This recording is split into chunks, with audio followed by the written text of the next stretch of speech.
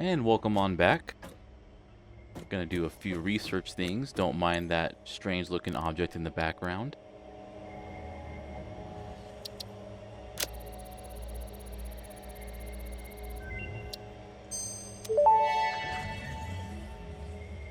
Dimensional expansion increased to 400%. Parts can now be stored as elementary particles in a hyperdense deconfined state. Normally I'd explain the basic science, but I don't think this one can be simplified enough for you to understand.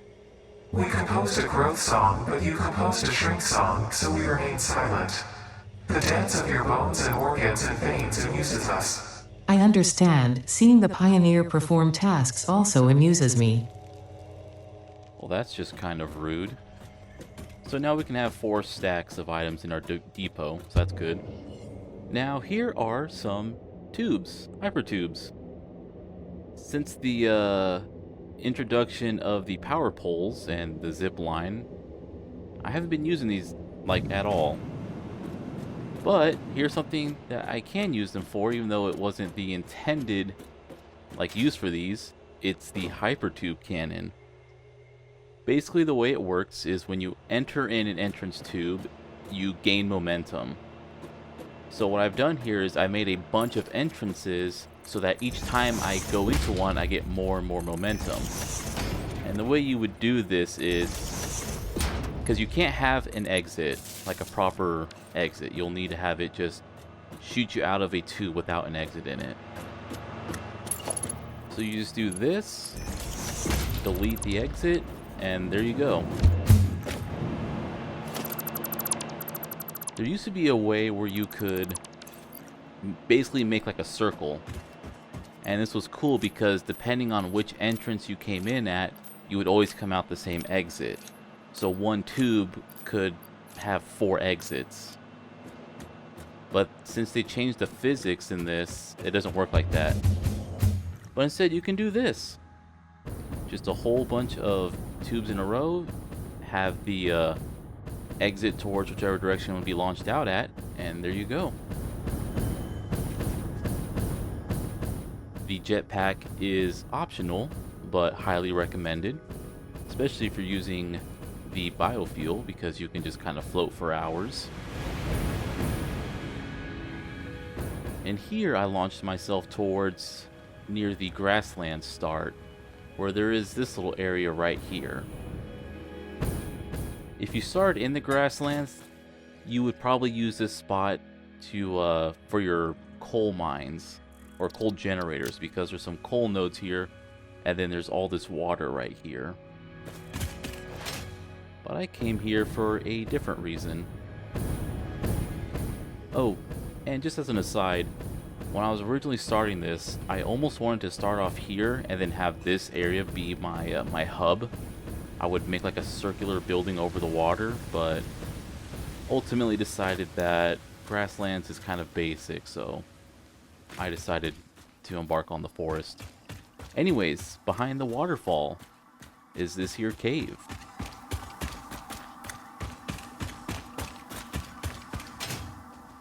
Plenty of mushrooms, and if you didn't want to dirty or pollute the area outside for your coal generators, you could use a conveyor belt to bring the coal into here and use the water here for your coal generators. But anyways, the main reason I came here is for another tape, Deep Rock Galactic. And now that we're back here, I just want to show off. See, you can see the mask and the jetpack on our character model. It just isn't showing up on the when you're in the character creator. Anyways, now onto the main part of this video. Just past where the steel mill is at, you got the, I believe it's called the Titan Forest. Whole bunch of giant trees here, and there's so many slugs on these trees.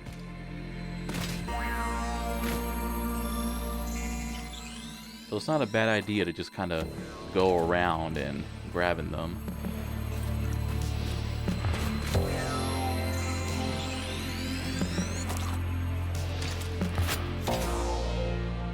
Now, as you can probably guess from the not the quest marker, the regular old marker I have on the compass, computers. The factory here is going to be building a whole bunch of different electronic parts. Not just regular old computers, but also our like the parts used for smart splitters and the like. The high-speed connectors, AI limiters, and another thing that we haven't quite needed yet, but will be needing in the future. Now, of course, before actually building the factory, it's time to clear off all the local fauna.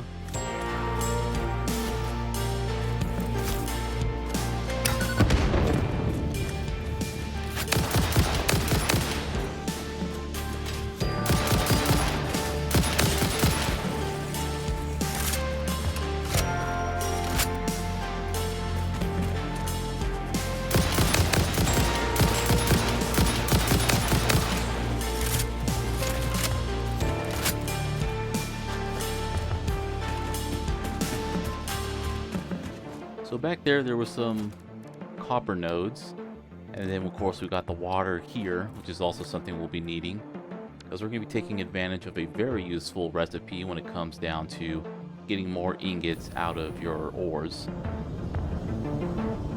Just doing a quick look around for a certain type of enemy, but thankfully they're not here yet.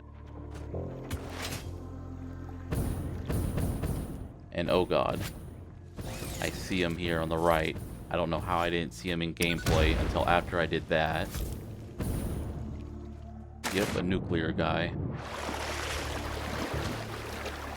And he can spit rocks. Fantastic. And those rocks do a lot of damage. And fun little thing to note with those rocks is that if you were to say throw, oh by the way, his AI bugged out. If you were to throw TNT and it hits a rock, it's gonna stick to that TNT. I may have blown myself up once on these guys by throwing TNT, it getting stuck onto the rock that then launched into my face and then exploding it.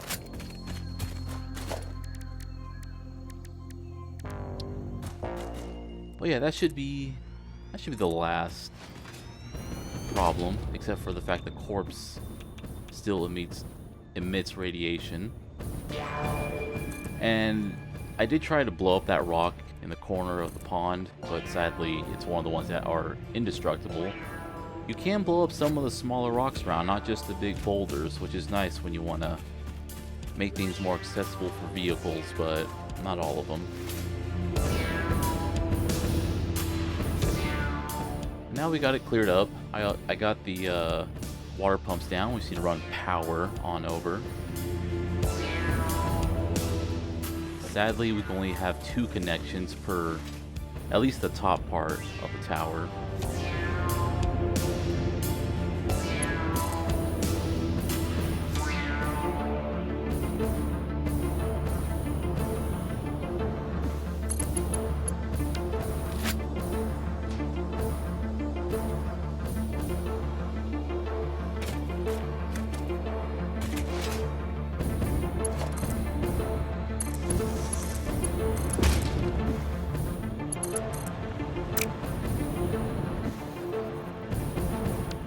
Trying to build while flying around ain't too great.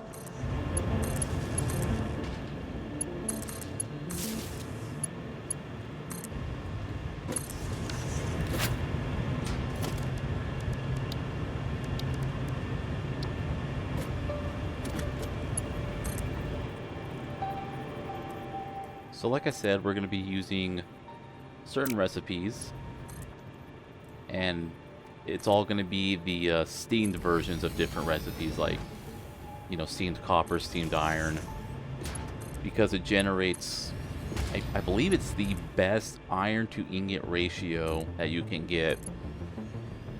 Other alternate recipes for ingots may not give you as much ingot per ore, but it can process faster. So it's just a case of, do I want to get... Oh, hey. Well, ain't that a tease? This is me trying to see if you could maybe destroy those nodes with explosives, but sadly you cannot. Anyways, let's just cut out fighting that guy. But now we got all this going. We'll just need to build up the foundations over all this.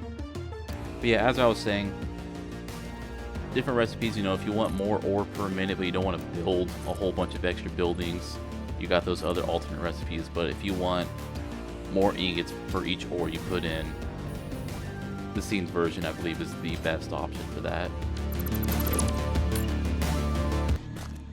Let's cut out building that and me setting up a few other things.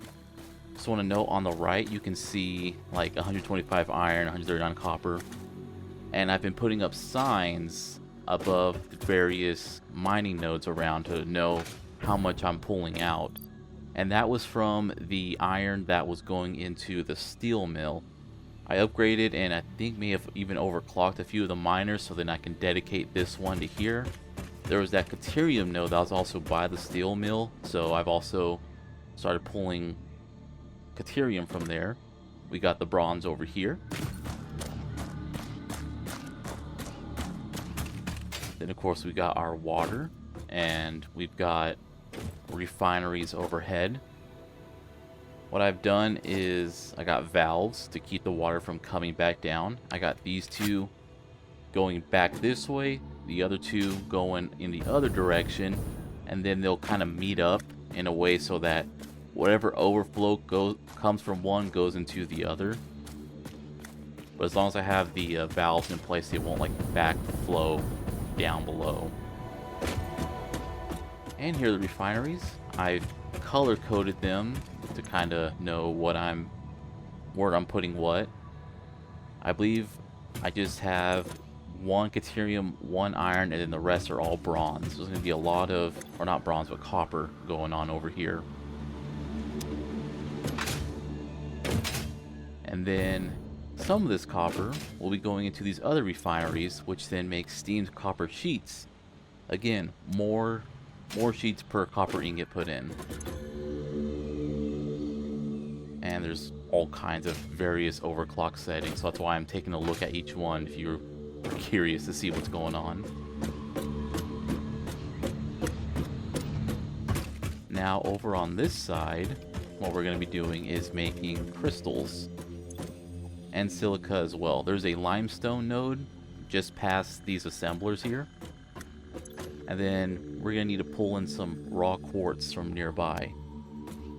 And that's why I picked this spot, because there's 3 quartz nodes nearby. So we'll just go on ahead and head out that way.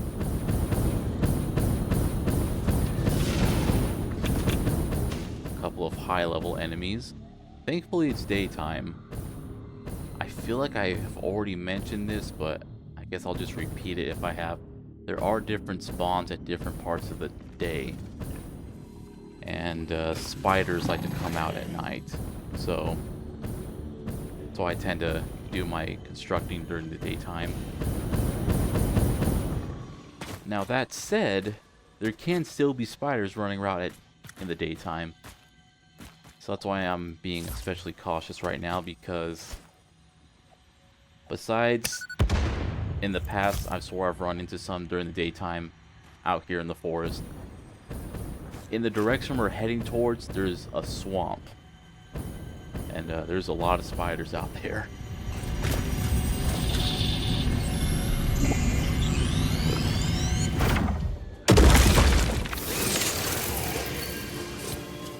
Also, I believe last video was actually the very last dialogue that would get played when you pick up alien artifacts, so there will be no more of those.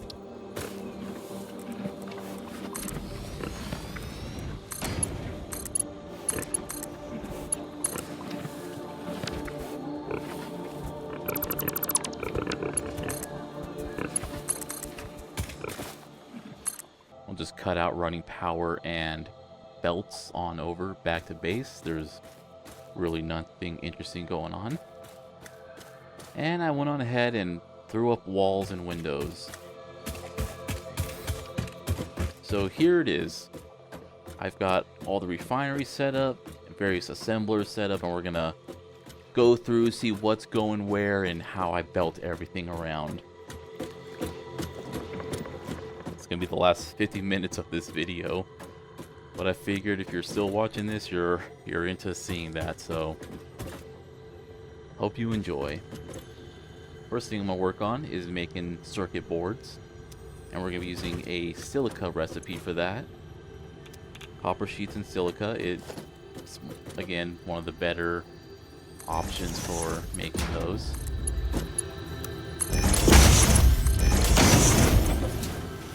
Cheap silica is also a alternate recipe. I'm pretty much using all alternate recipes here. And there is that radiate ore node down below, so yeah, you're gonna hear this for a little bit. And don't worry about this this container. I'm just throwing whatever excess I got into it.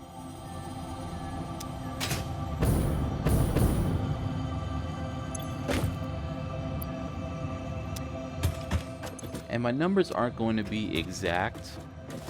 I figure I'll just produce a little bit extra of everything,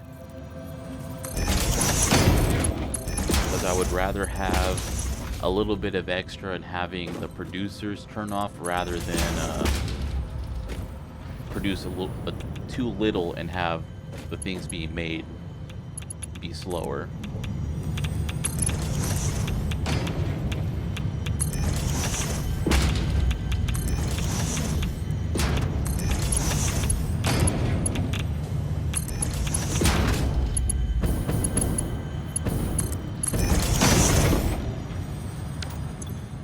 Side note, yes, one of those assemblers is not currently connected, but I do catch it in between cuts.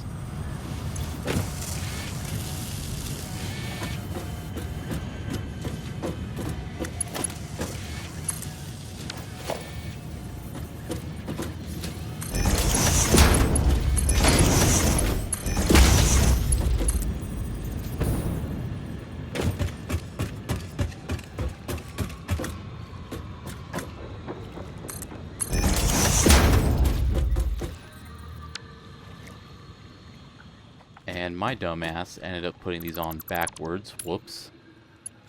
There is a certain pattern that I want everything going up to be like.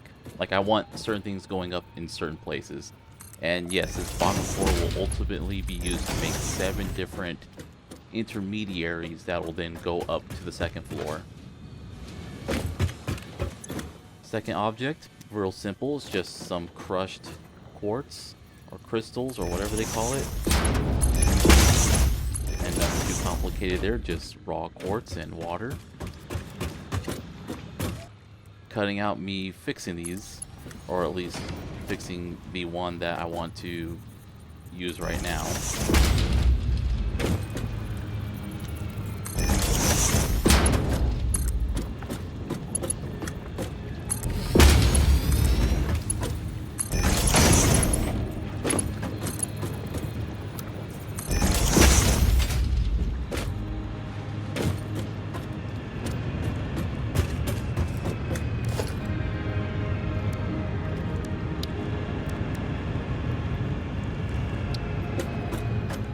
Now we're done on the quartz and silica side. Now it's time to have fun with metals. Trying to work out the spacing because I kind of didn't do that. Whoops.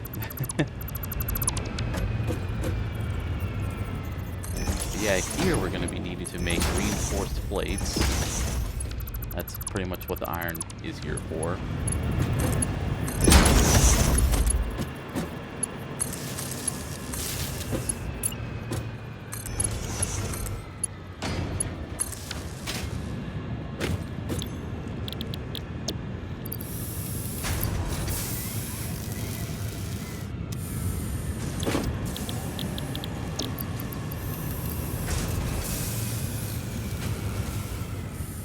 And just to say, I'm on a split screen setup, so when I'm punching in my numbers here, I'm looking at my other screen to make sure that because there's an online calculator that I've been using to figure out all of my ratios and stuff.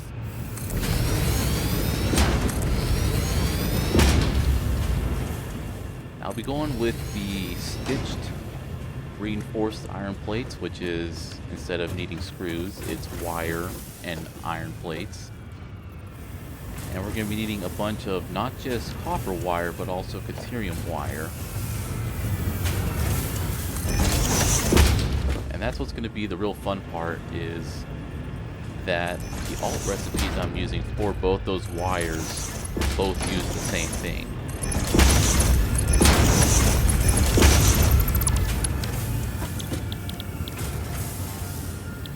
So yeah, fused quick wire and fused wire, and both are just copper and caterium ingots.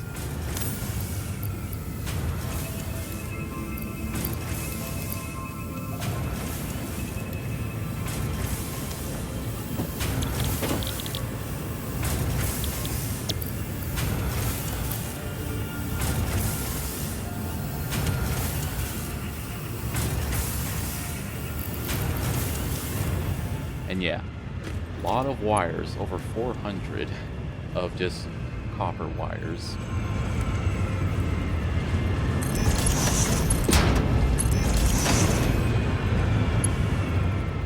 Oh god, the clipping.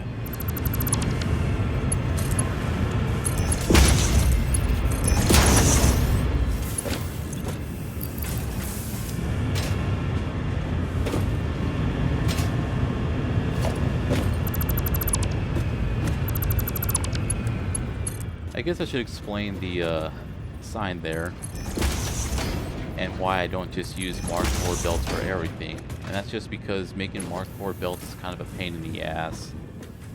There's just something about the even plate numbers that are way more tedious to make the base ingredients for compared to the odd ones. You know, tier 1 was just plate, iron plates, tier 3 is steel beams. Tier 5 will just be the steel plates of the next tier, pretty much. But Mark IV belts needs encased beams, which I guess aren't too bad, really. It's just steel beams and cement, but still, that's 2 items instead of just 1.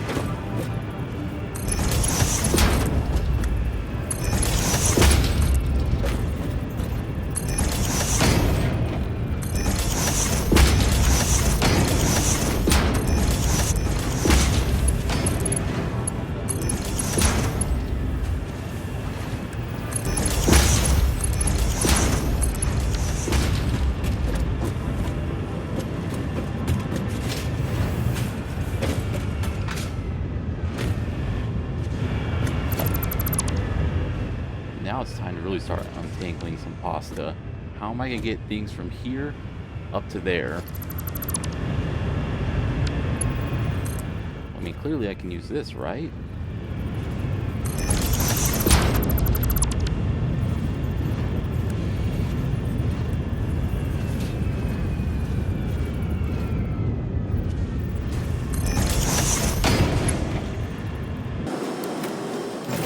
Yep, time to start speeding things up.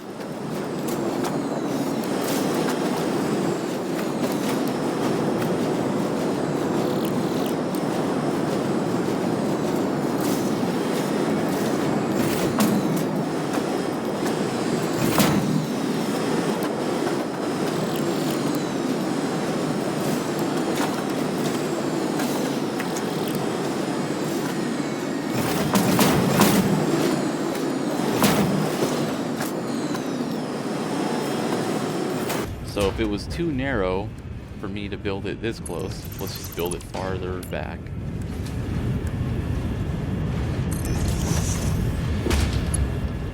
And then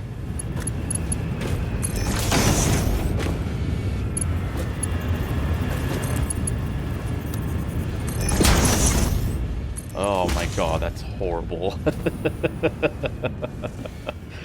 But it works.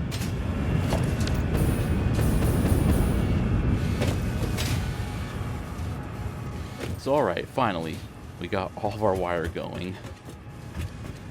Now we just need to combine the wire with the plates. Oh, we also need silica to go back up as well. Guess I just completely cut showing that off.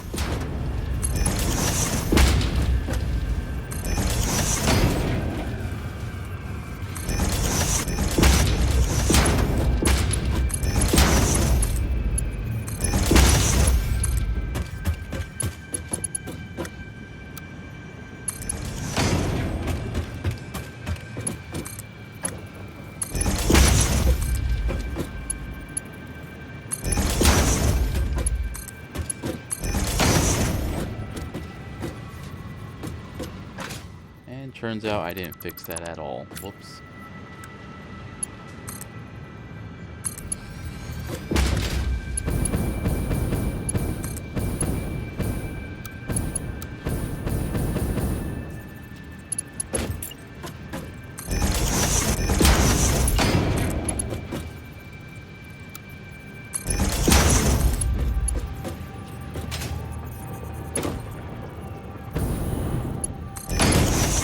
Alright, it's just clipping very minorly at the very end there. But alright. We got, I believe, 5 of the 7 items out of here. Next up, reinforced plates.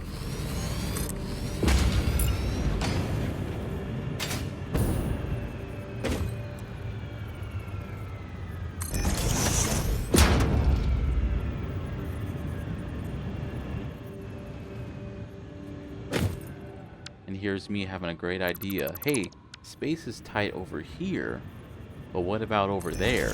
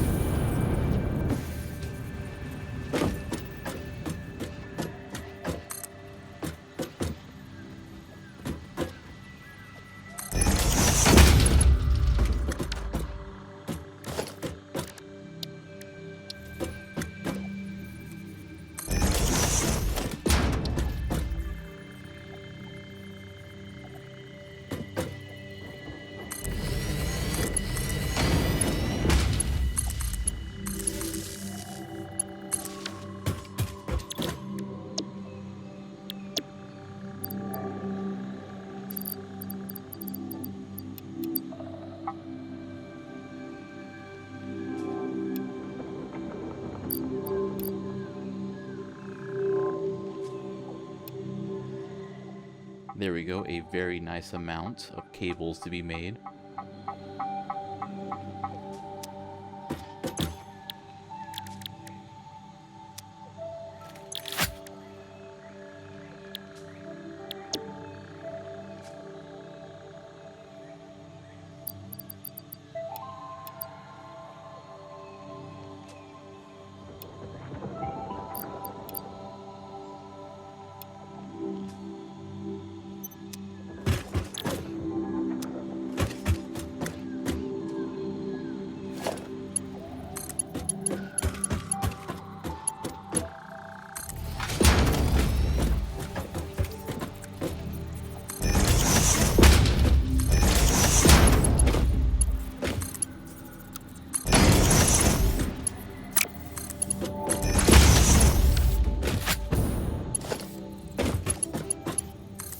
Huh, turns out I didn't bother fixing any of those at all off screen. Whoops.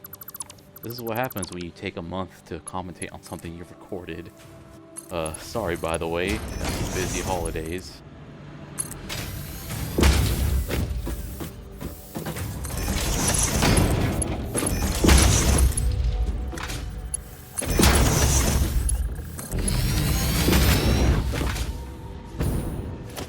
I guess I could probably talk about some retail stories during all this. I had to work on Black Friday, and I work in a hardware store. Someone ordered a bunch of drywall. Not just one type of drywall, they had a whole order with like 4 different types of drywall and like other items to go with the order. And the delivery went out on Black Friday, and the customer returned the whole order. You know why this person rejected the entire order? Like the whole thing, as in like every item was apparently a mistake and he couldn't have kept any of them? Because one type of drywall had yellow edges. Yep. Even when I don't work at a produce store anymore, I still have customers complaining about product being too fucking yellow. Like, dog, how old do you think that drywall is, and how long are you expecting it to last in your house? But hey, we now got all of our items going up now. Let's get a good look at our belts in motion. Hard to believe this room was empty about 15 minutes ago. But now we really need to see what's upstairs. Also, I clipped a ladder into the wall because I thought it'd be funny.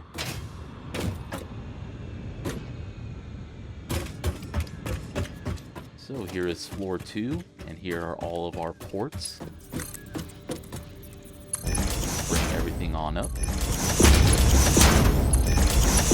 And the way I kind of have everything like coming up in a certain way is just so I can, because certain products will be going into certain machines and I want to have them all on the same side.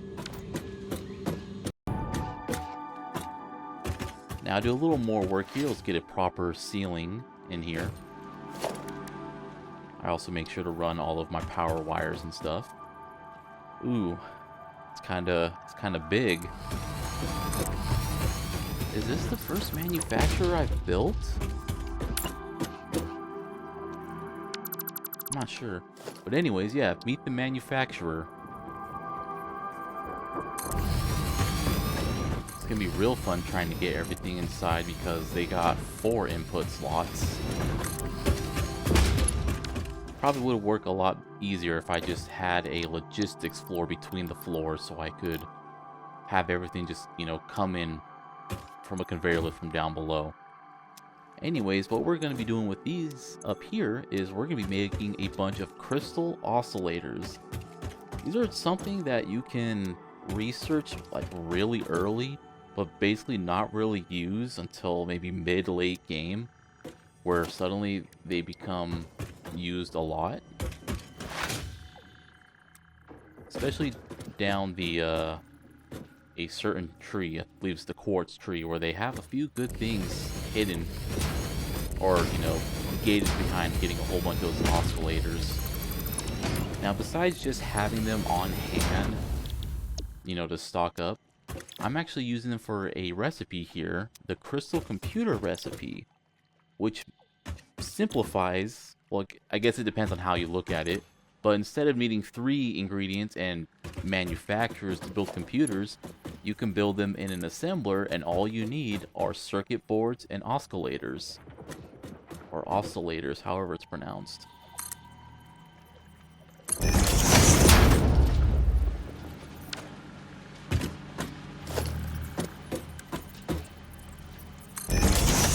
Now, while I build up this here belt, I have another Black Friday story. Because my department in specifically is I'm the one who picks orders.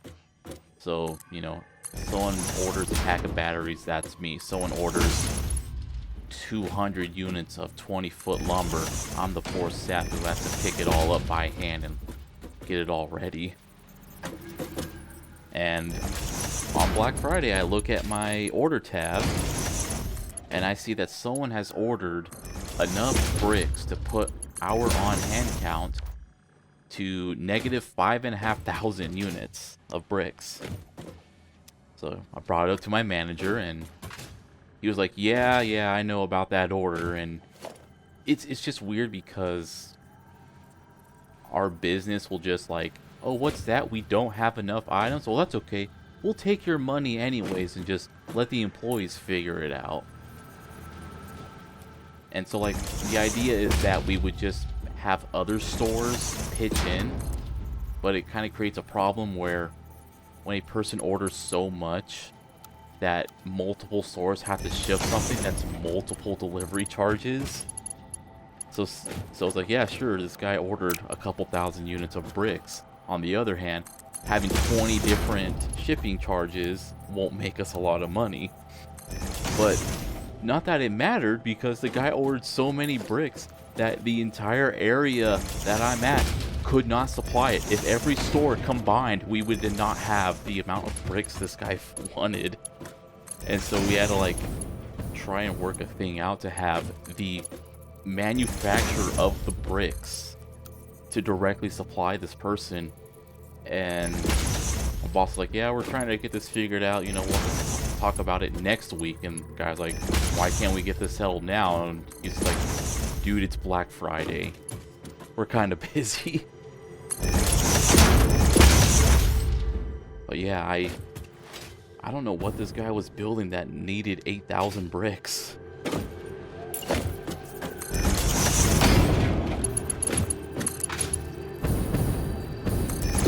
But yeah, as you can see here, it is an absolute mess with getting manufacturers set up. Definitely in the future, I'm going to be doing a logistics floor. Really, I should be doing that all the time now, since I now can have so much extra items in the dimensional depot. I don't have to worry about making extra floors and, you know, oh man, I don't want to run out of concrete or what have you.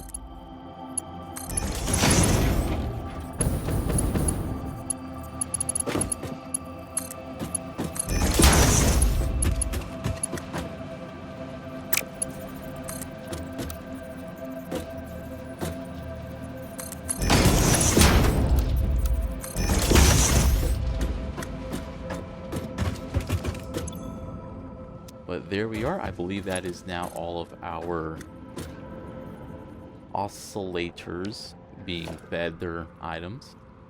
Also, for some reason, I was able to, or at least, you know, the blueprint showed up. I didn't actually click. Was able to put a power pole on the other side of that wall. That was weird. But there we go. Oscillators done. Now to get the computers going. Now, funnily enough, computers themselves aren't actually quite as important now as they used to be. Like, you needed computers to make trains, I believe, and then they went on ahead and removed that. Oh god, no. My mergers are not even. It's okay, I thought at the time. I don't need to fix this. And then it got to me. Anyways. But yeah, computers aren't quite as important. I mean, we do want them coming in anyways. But yeah, removing them from trains just kind of really minimize their importance. That said, though, the other two items we'll be making here are something important. Besides that, this factory in particular, because I did originally want to, well, I was originally thinking of merging this with another factory. Oh god, what did I do here?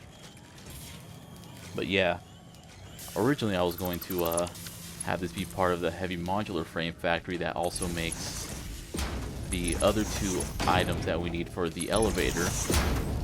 But there is an item next here that will literally just use everything that's being produced here. So I guess sorry for the spoilers, but yeah, I'll be able to go in here and just slap a few more assemblers and just call it a day.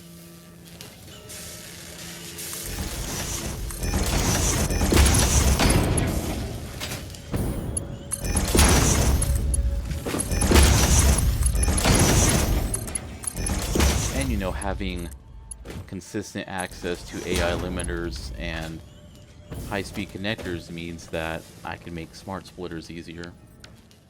So okay, now we got the oscillators being routed up here.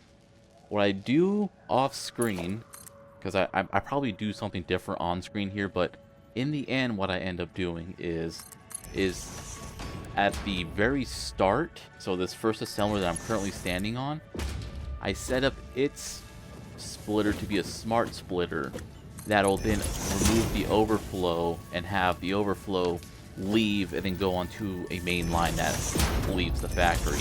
This way I can ensure that each assembler is filled with oscillators before it starts exporting out. Before it starts exporting out the remaining oscillators for my own private stash. Though that will take a while because I believe the ratios here basically have me make just one extra oscillator per minute than what is being consumed. And when you think about it, this is kind of a complaint I have with this game, is how each machine could use up a full stack's worth, or it can hold a full stack's worth, meaning that we're going to have to make about 500 crystal oscillators in backstock before I start getting overflow deposited towards my storage. It's a thing that I miss from like things like Satisfactory. This is Satisfactory. In Factorio, or a game that I've been playing recently, Dyson Sphere program, where the machines would only hold enough for 1 or 2 cycles instead of holding a whole stack's worth, meaning that if you wanted saturation, you had to produce a whole stack's worth times how many machines you got on the line. But that's something for later. For now, we now got our computers coming in. So yeah, I kind of work things backwards here, because I put my smart splitter here at the end and tell it to overflow here. And the problem with that is that it just means that once the last machine overflows, all the excess gets sent out, instead of having it to where that excess will start building up excess in the ones before it.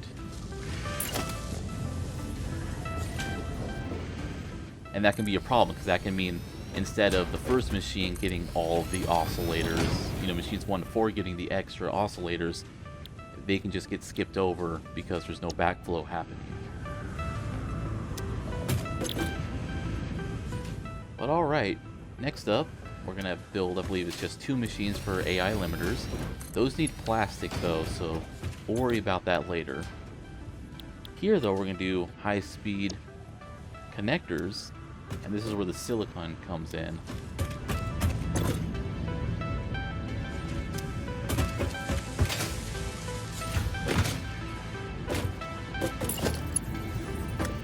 And yeah, it's very nice because I don't think I've mentioned that the default recipes would have used a whole lot more like copper and stuff.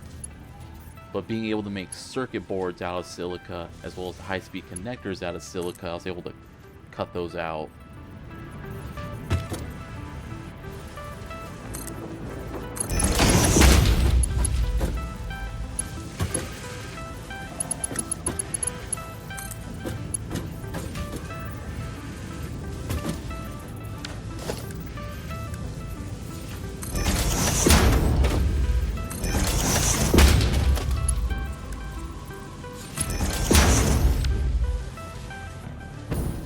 I believe I'm making enough quick wire that I need to use a Mark IV belt instead of a Mark III.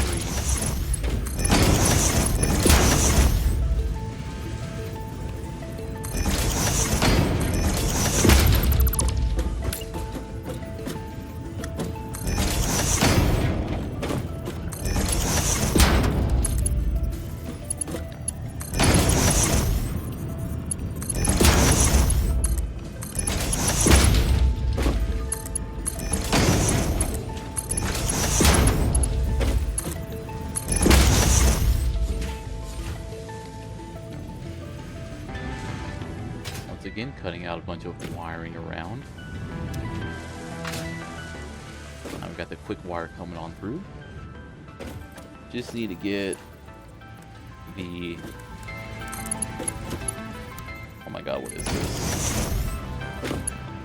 Circuit boards on in, as well as the silica on in.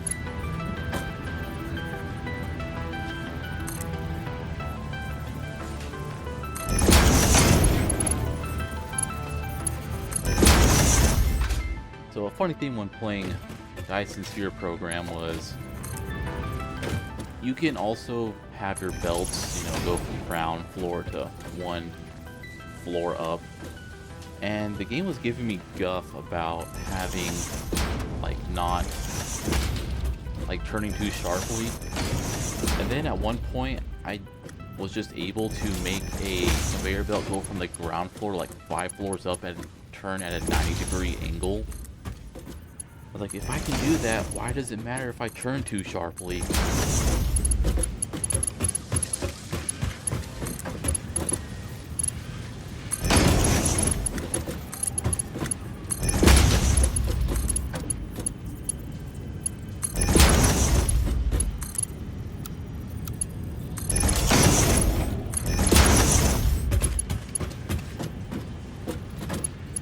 And it is kind of funny here that I'm able to do some, you know, turning my belts in such a way on these manufacturers just because they have 4 slots and I only need 3 of them. It'd be a lot more tedious if I had to use all 4 and couldn't have everything bent a certain way.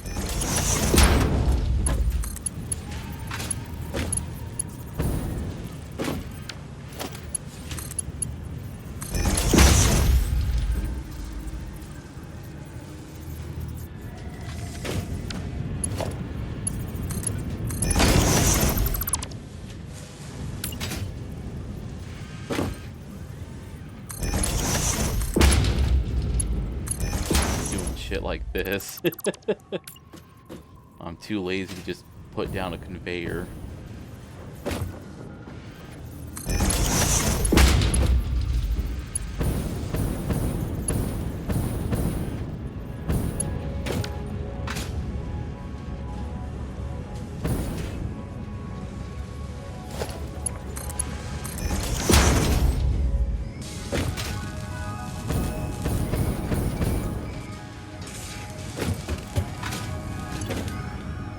Okay, so we've got the high-speed connectors all set up. Now we just need the AI limiters, which needed plastic. I got a few on me, so I guess we can throw them on in just to get things going. And next up, we need to get all the product out of here.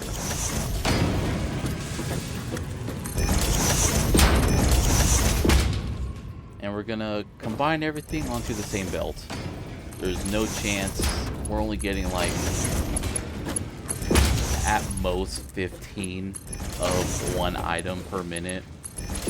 Everything else is pretty much single digits, so even a Mark 1 belt will be able to keep up with the supply here.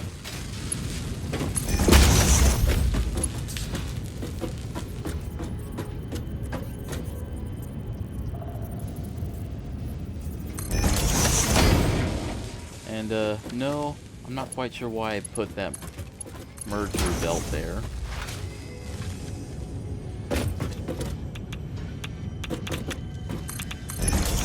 And yeah, annoyingly, that radiation can get all the way up here too.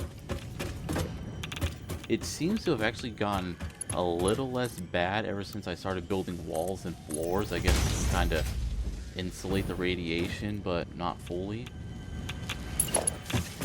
Anyways, we now got everything onto this belt here. Just gonna run this all the way back around to this corner.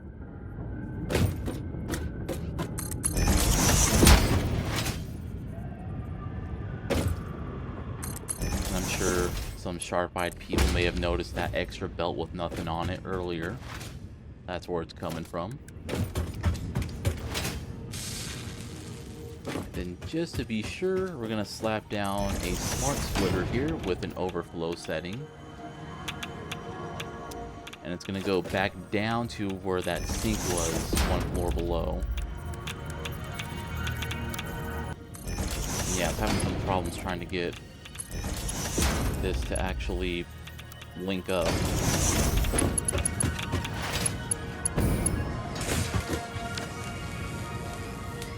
But yeah, there we go. Everything is now going out that way. If there's any overflow, it'll get shunted out. Now, always better to be overly cautious. Oh yeah, now we can see everything moving fully now that we have everything upstairs going.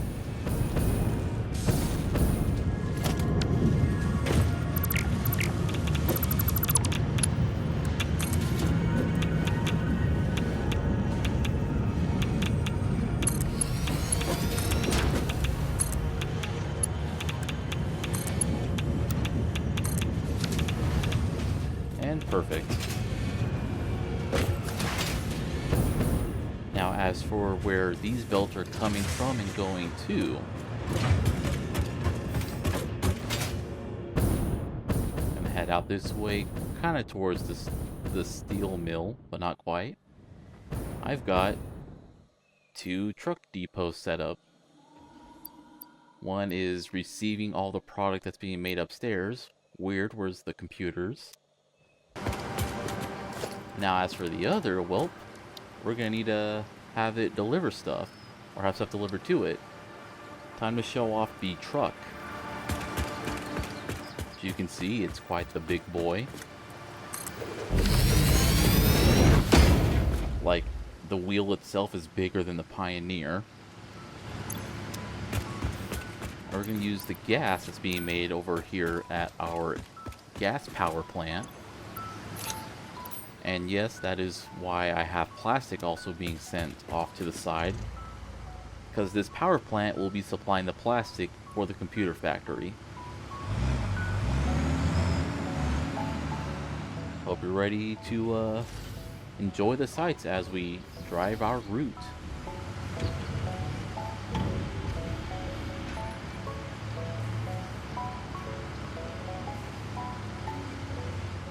Just gotta wait for this guy to get all filled up, even though the arm crane animation is no longer playing. If you look on the bottom right, you can see the status of how full the truck is. And there we go. I did make this little road here, nothing too great. I was thinking of making like a full road all the way to there, but that's just too much fucking work. Oh god.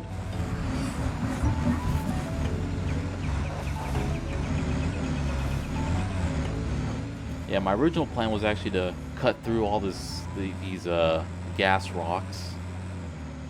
But over here there's what used to be covered in boulders is a little opening, allowing us to just cut right on through and head straight towards that area that we were just at.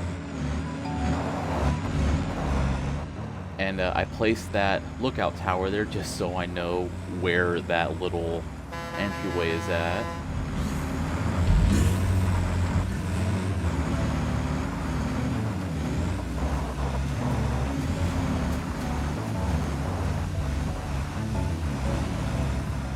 Thankfully, this route isn't too bumpy or, having a whole bunch of rocks all over the place. I mean, provided there are rocks that are just kind of inches off from hitting the vehicle because it's that narrow, but still, it's better than other drives I've had to do in this game.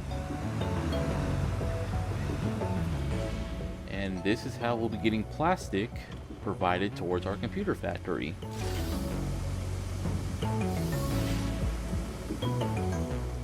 I also set up an overflow for this later on, just in case, because we want to make sure this truck empties out everything.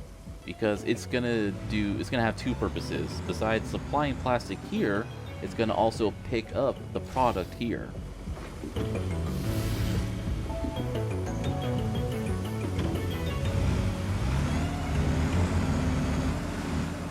Don't need to do a big ol' U-ey. And I got a little scared when I made this route because I did get close enough to the receiving depot that it popped up the, press F to unload. Thankfully, when it automatically dries, it doesn't actually start unloading there.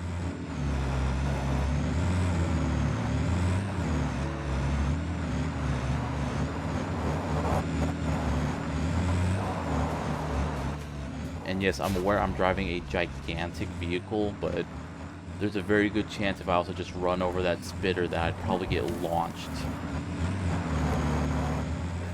I'd get launched into the stratosphere.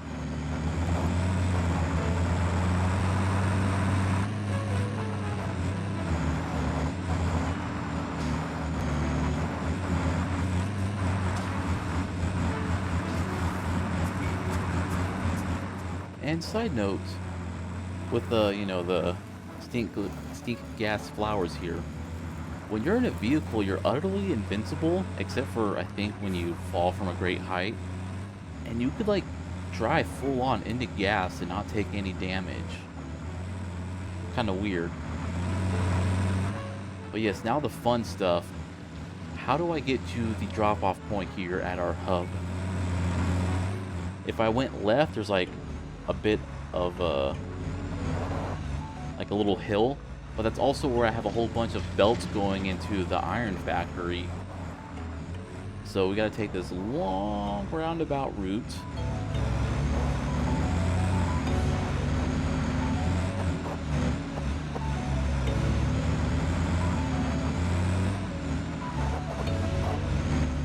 And there we go. The depot that leads into our hub. Now note it says load cargo into truck and not load cargo out of truck. I forgot to set this up. So that's a bit concerning, but thankfully just by stopping there, when I come back later and fix it, it'll like properly drop off its load.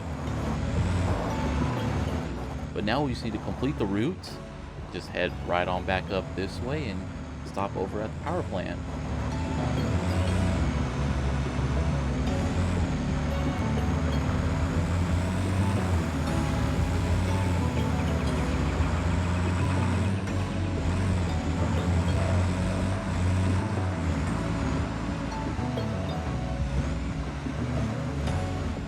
And I just like to note the reason why I don't like say back up and why I'm going to like go like turn to the right and steer myself around instead of just driving directly into it is because autopilot is shit at reversing. For example, I have to do that here. So what I have to do later is delete those arrows off to the right.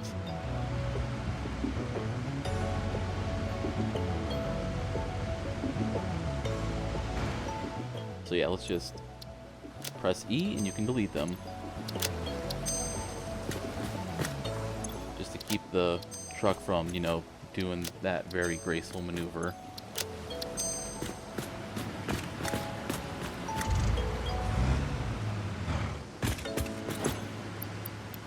And I'll just take all this crap out of the trunk.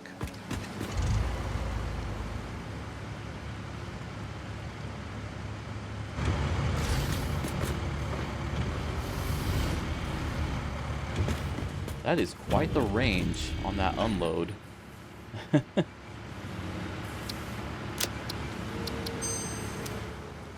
And yeah, set up a longer wait time. It doesn't matter how fast or slow it goes. But here it is. It's made its very first successful voyage. Let's see if there's any mixed plastic in here. Nope. Just computers, high-speed connectors, and AI limiters. Oh, it's so beautiful.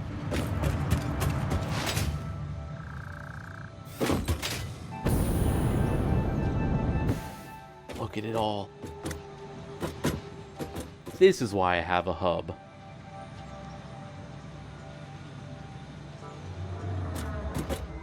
It just looks so good seeing it all come in like this.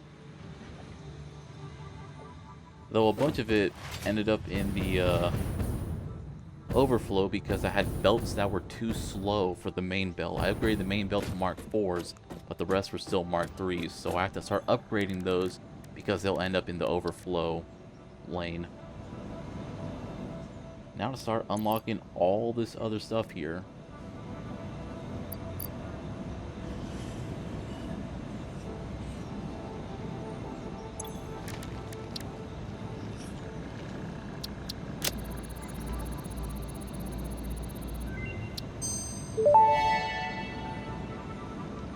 Power Pole Mark III unlocked. It has significantly more power connections compared to the previous models. I believe it's 10. I did say I don't use them as much, but now that I have a dimensional depot, I probably use them a lot more often. Power Switch unlocked. Fixit is proud to announce that the Power Switch facilitates power grid management through the application of the very latest advances in on-off. Whoops.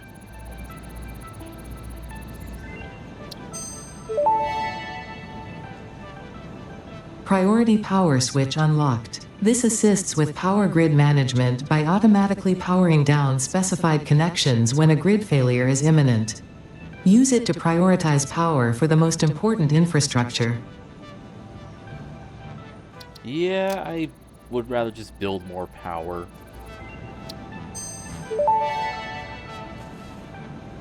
Homing Rifle ammo unlocked. This ammo can be loaded into a normal rifle and, when fired, will seek a target. Clarification. This does not make the rifle a homing rifle. If you leave the rifle alone, even when loaded with this ammo, it will not return home like a devoted and adorable puppy and/or kitten.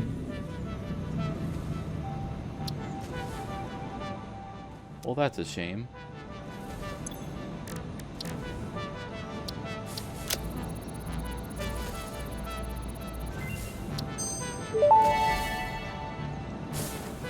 Programmable Splitter unlocked. This upgrade to the Smart Splitter provides additional options to improve conveyor belt logistics. So basically it's a smart splitter, but instead of just selecting one item to go through a certain slot, you can have multiple items go through a certain slot.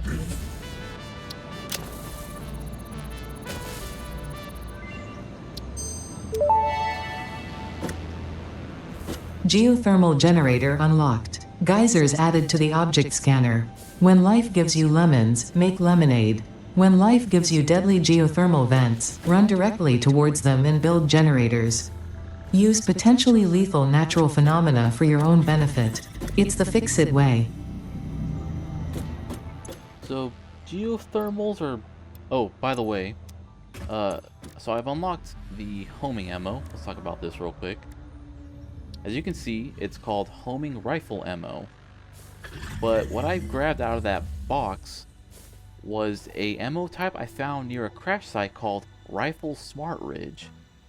It basically has the exact same description and damage type as homing ammo, but it isn't homing ammo. And as you can see, I can't actually put it in my gun. Weird. Also, you can't sink it, which is how I figured out that this wasn't what I thought it wasn't, like a proper homing ammo type, because it wouldn't be sunk. Anyways, geothermal vents are a strange thing because they don't want you to be able to do things like have solar and wind power, because you're supposed to be a pollutant organization. But they do have geothermal vents, and they're really odd. And this is even after they nerfed the crafting requirements, because I think they required like a lot more like really advanced ingredients. But yeah, you find a geothermal vent, you throw it on, and you think, cool, free power. My beef with them though is, as you can see, 50 to 150, the vent will fluctuate in power, so it's not a consistent thing. That's kind of why I'm not a big fan of them, because I'm going to keep seeing little dips in my power, and I'm going to think, oh shit, is one of my generators not getting enough fuel? As you can see right there, where my mouse is kind of flicking back and forth.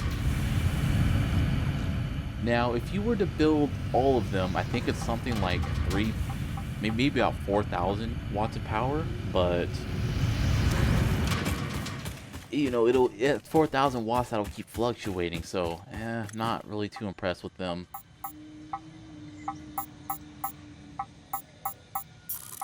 See, even the power pole isn't that impressed. Yeah, this is an Easter egg. If you repeatedly click on it, this happens. Alright. Later, everyone.